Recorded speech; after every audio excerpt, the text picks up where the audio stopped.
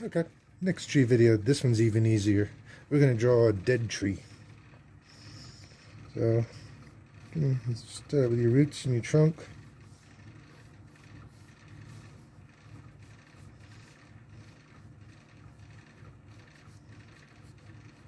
Similar root setup as before.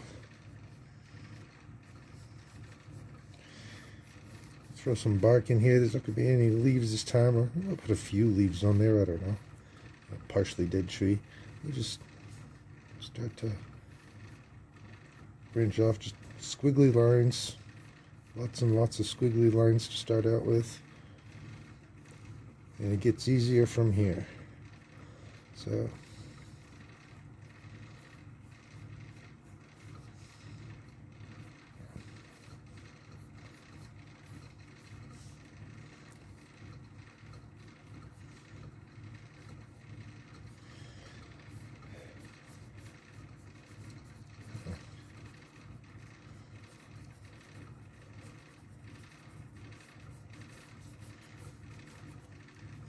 this here would be a bit of shadow.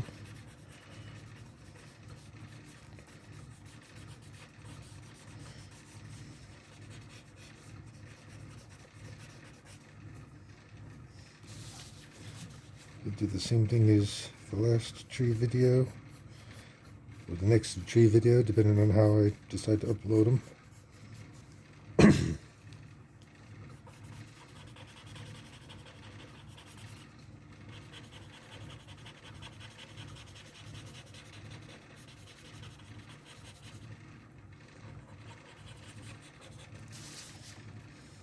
Maybe for the purposes of dimension, give it a little bit of grass. Some smaller grass in the background there.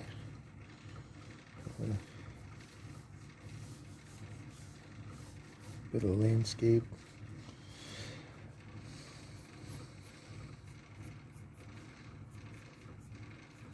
You can see I'm doing this here to have some branches in front of others. Again, we'll give it some dimension.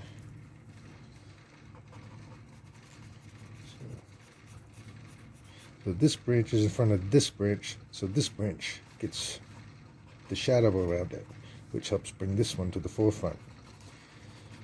Light usually shines from the top. You can put your shadows on the bottom of the branch. Start out a little bit darker and get a bit lighter. That starts to make it look a bit rounded. I screwed up there a little bit, but that's all right. Doesn't have to be all perfect. That's a little more bottom side there.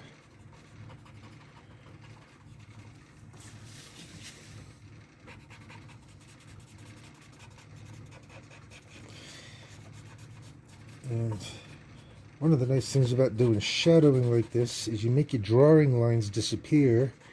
You lose that coloring book effect.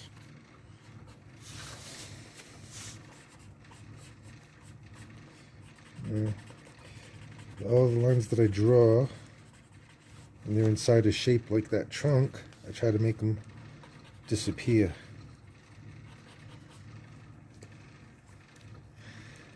Now I'm going to start adding more branches to it. Lots and lots of dead branches. The easy way to do this is to start out with the V effect. So what we do is we have a V, a V, a V, a V. Just start putting V's on the ends of the branches. You start connecting your lines. And that's an easy way to help you work out how to start doing empty sticks. We can put a few leaves on it just by doing little squiggles, little circles all over each other. Do that. Don't be afraid to draw over what you've done.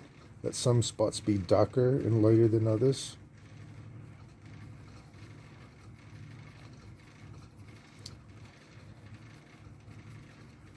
So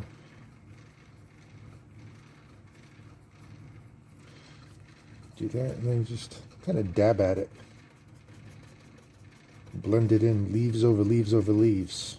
It's very hard to see the individual leaves when you look at it from a distance, so you can get away with stuff like that in your picture. But the rest of it, the V thing is just how I get people to start out drawing a dead branch. After a while, I just start adding sticks. Drawing over what I've already done. Nice and squiggly. Because sticks are very seldom straight.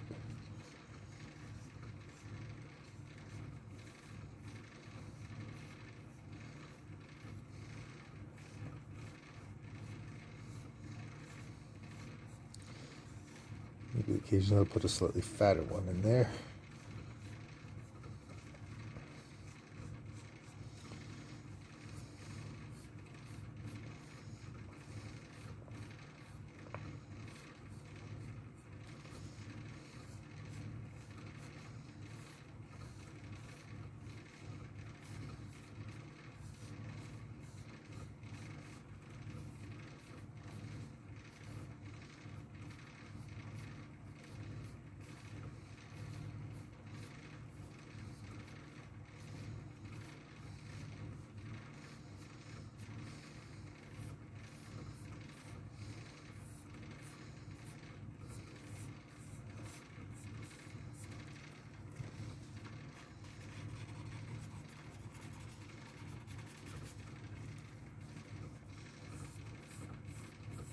After a while, you draw so many sticks that they don't even need to attach to anything. Just start in the middle somewhere.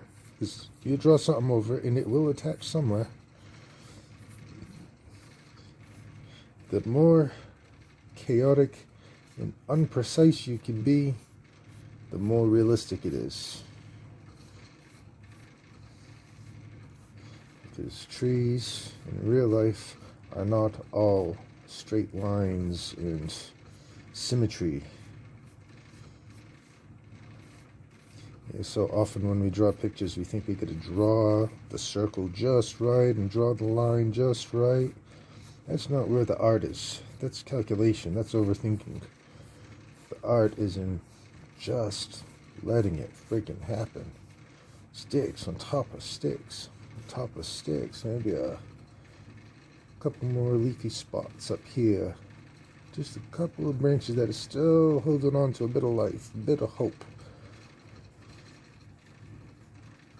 Yes, even in a dead tree, you'll find life everywhere. You cut it open, there's bugs making homes, there's birds living in a hole in the hollow of a tree.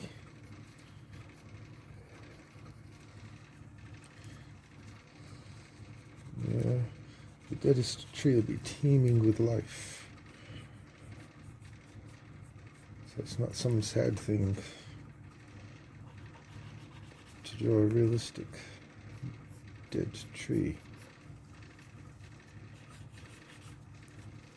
Yeah, the birds still make nests in them.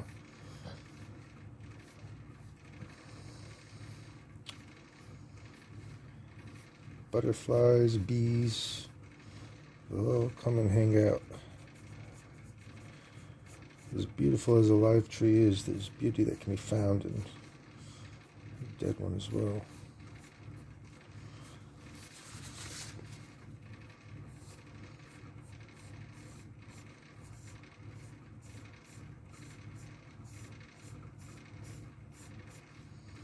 All this to go slower so you can see.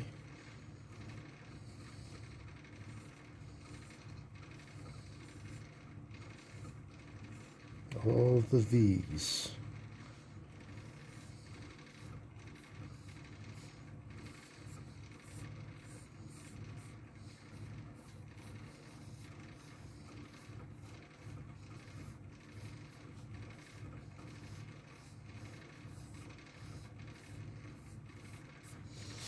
Yeah, and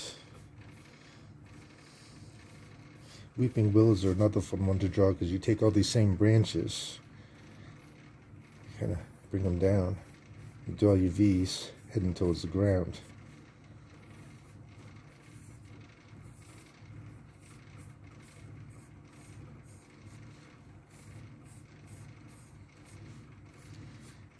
This is obviously not willow, but if I was drawing a willow, this is the kind of stuff I would do. And if I wanted leaves on it, it's much smaller circles. Little tiny leaves, lots of little ones. So it's all little. You don't even have to draw the lines if you don't want to. You can just draw the circles. Little squiggles. And you overlap them. Lots and lots of overlapping. And just keep drawing. That way you end up with the darker spots and the lighter spots, the shadows.